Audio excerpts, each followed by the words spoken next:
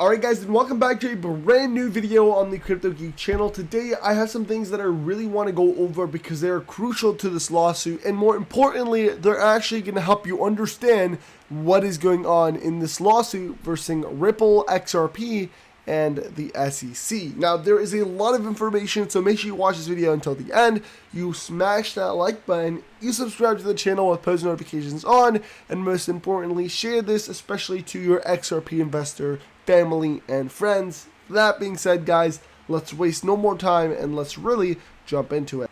The first thing on the list that I want to mention is this document right here, and there's a tweet by James K. Fillon which says the SEC has filed a one-line response to Ripple's defendants' effort to enforce Judge Netburn's ruling on the authentication of videos of SEC officials' remarks. Now, what this is referencing is a couple things, mainly being William Hinman's speech that he gave, as well as a lot of different videos with audio where, an SEC official comes out and states that, Ethereum is a cryptocurrency, or hints that Ethereum is a cryptocurrency.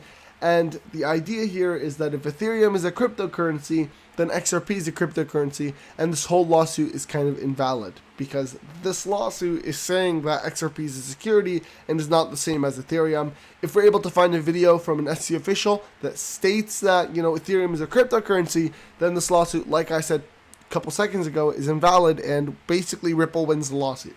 Now, what the SEC is trying to do here is not allow the authentication of the videos, because they know that if this gets accepted, then the lawsuit is over and Ripple basically wins. So what is the SEC doing to try and, get this to not be accepted, or to basically kind of appeal Judge Netburn's ruling? Because it's already been enforced. There's already a ruling out that stated by Judge Netburn that they are going to authenticate and use those videos as part of the lawsuit.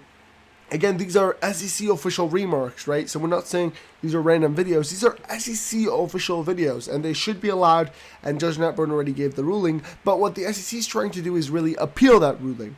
So what did they do? Well, they were allowed to do it like you're allowed to appeal any ruling. But instead of actually just appealing it, they decided to waste over 5 days and still not put in a response. What they did state is that they're going to appeal it. Then you're supposed to normally file paperwork, and what the SEC did is they stated they're going to appeal it, and then they just stopped, put everything on hold, and waited until 5 days, and then filed their response, a one-line freaking sentence, guys. They literally responded a one-line response that has nothing related to their appeal. So really what just happened is you got the SEC saying they want to appeal it, wasting all this time, and not providing a valid explanation as to why they are doing this. Now, again, it is a crazy situation that we have here, and the tweets continue on by saying, as Ripple stated in the original request, the subpoena Ripple seeks permission to serve are not a reopening of discovery, but relate back to RFAs Ripple served before the end of fact discovery, and which are needed to effectuate the Judge Netburn's order. So basically, the SEC's one-line response was this. The SEC says it takes no position on Ripple's request to reopen fact discovery. Now, what does that have to do with anything? Nobody understands. Even the claim or the statement that Ripple made that, they kind of want to appeal now, which is that they want to go ahead and get information or permission to serve, the ruling that Judge Netburn ordered, which is valid, has nothing to do with what the SEC stated. So they just caused a lot of confusion for absolutely no reason, and it was just a delaying tactic that they're using. The next tweet after that says the SEC's response is simply an abuse of the judicial process and a waste of court's time. And this is exactly what I am talking about right now.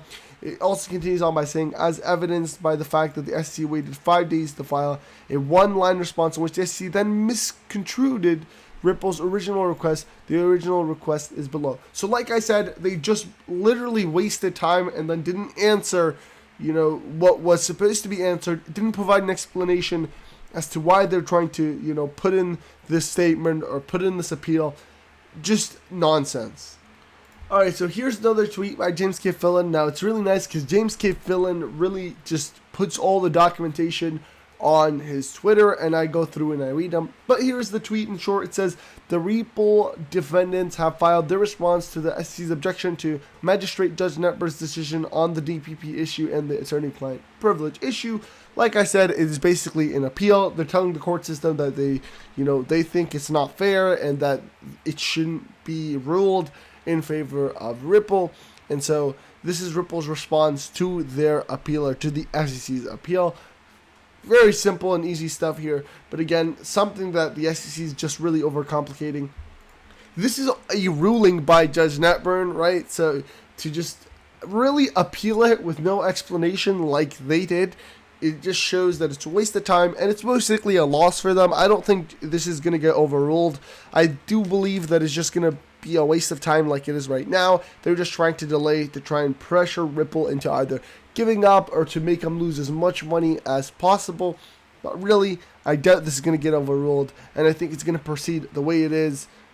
And, Judge Netburn's ruling, or her decision on the DPP issue and on the attorney-client privilege issue, is still going to continue as. Alright, now the last tweet I want to showcase here is this one. It says, the parties are filing their responses to the motions to exclude expert testimony. It's all under seal now, so there's nothing to see. But those of you who follow docking services will get notices that these things are being filed on the docket. So basically, guys, they're just saying that, they don't want to release a lot of their discussions in public. That's why it's under seal, but they're currently, discussing their motions or responding to the motion to exclude expert testimony. So simple stuff right there. Just a way of keeping you guys updated on what's going on. There's also a scheduling update. This is a bit of, an old document here, because it is July 25th, 2022 is when it was released. But it's here to show you guys exactly all the scheduling that's happening. This is May 21st. We are already past a lot of this.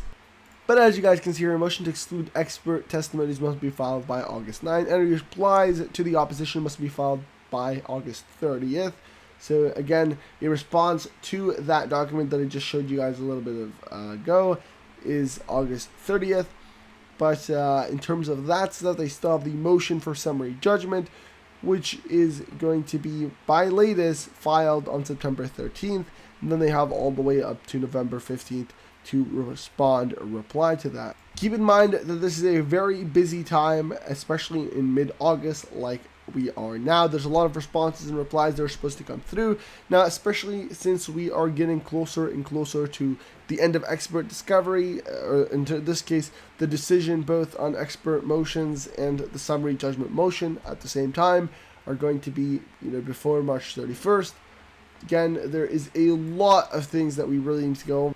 More importantly, Hinman's email dispute, which literally, as of now, nobody knows when is going to be done. Now, of course, it even says here by James Giffilan, he says, I have no predictions on when the Hinman email dispute will be fully and finally resolved, because this William Hinman email dispute is a major dispute, which can really, either make Ripple XRP win this lawsuit or the SEC. I don't think the SEC can win either way, to be fair, but it helps them not be used against them, because these William Hinman emails are crucial and really kind of prove that, XRP is similar to Ethereum. And if we're able to actually use these, or in this case, Ripple's able to use these in the court against the SEC, it's going to prove a big W for them. That's basically it on my end in terms of SEC versus XRP lawsuit news. Right now, in terms of price, everything is kind of stable. Like I said earlier in the previous video, it is an uptrend, and it is currently at 37 cents USD.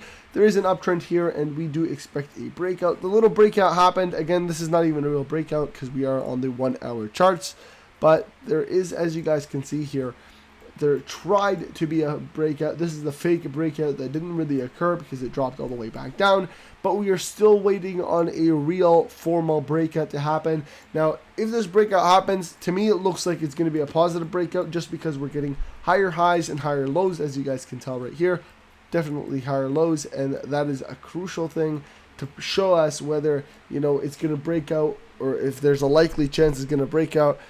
going up or going down. As of now, the charts prove that it's going to most likely break out going up, which is a very, very good sign. Alright guys, now before I end off the video, I do want to let you guys know to make sure you guys follow us on Twitter, Instagram, all of the social medias are down below, and if you want to help out the channel, you guys can click that join button and support the channel. Thank you guys so much for watching. Like I said, share this video, subscribe to my channel, smash that like button, do all you can to support the channel. I actually had COVID earlier this week, or 2 weeks ago, and I'm starting to recover, but that's why I haven't really been able to upload. It has been so hard to upload videos, but I'm really trying my best, so you guys can support me in whatever way you can to help keep me motivated. Thank you guys so much for watching, and I'll see you next time.